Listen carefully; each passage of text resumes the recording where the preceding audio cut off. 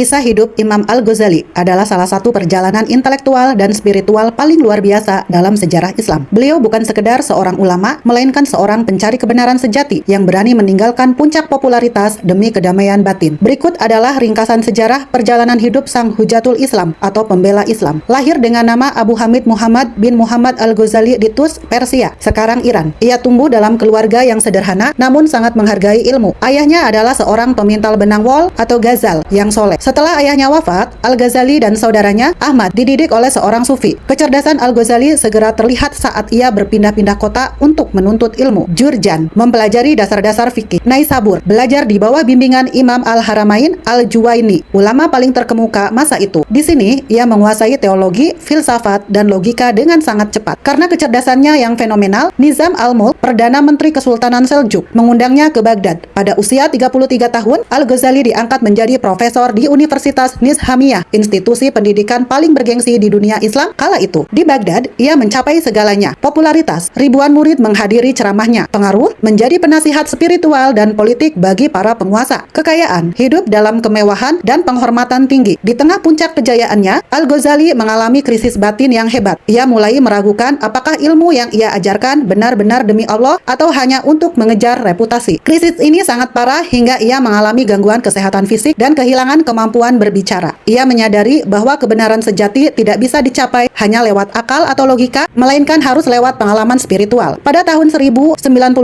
ia meninggalkan Baghdad secara diam-diam dengan alasan hendak naik haji. Padahal, ia memulai masa uzlah atau mengasingkan diri selama 11 tahun. Ia hidup sebagai sufi yang fakir, berdiam diri di menara Masjid Damaskus dan Yerusalem, melakukan perjalanan ke Mekah dan Madinah untuk membersihkan hati. Selama masa pengasingan inilah, ia menulis kitab monumentalnya, Ihya Ulumuddin, atau menghidupkan kembali ilmu-ilmu agama. Kitab ini dianggap sebagai jembatan yang menyatukan antara hukum Islam atau fikih, teologi, kalam, dan spiritualitas atau tasawuf. Al-Ghazali berhasil membuktikan bahwa syariat tanpa hakikat adalah hampa, sementara hakikat tanpa syariat adalah sesat. Setelah didesak oleh penguasa dan masyarakat, Al-Ghazali sempat kembali mengajar sebentar di Naisabur sebelum akhirnya pulang ke kota kelahirannya Tus. Di sana, ia mendirikan sebuah madrasah untuk menuntut ilmu dan sebuah konakoh atau asrama untuk para sufi. Beliau wafat pada Desember 1111 Masehi. Konon, di pagi hari kematiannya, ia melakukan wudhu, melaksanakan sholat subuh, mencium kain kafannya, dan berkata, "Aku mendengar dan mematuhi perintah untuk bertemu sang raja." Lalu ia menghembuskan napas terakhir dengan tenang. Peninggalan penting, Tahafut al-Falasifah, kritik tajam terhadap beberapa pemikiran filsuf Yunani yang dianggap menyimpang dari akidah. Al-Mu'id min al-Dalal, autobiografi yang menceritakan perjalanan spiritualnya keluar dari keraguan.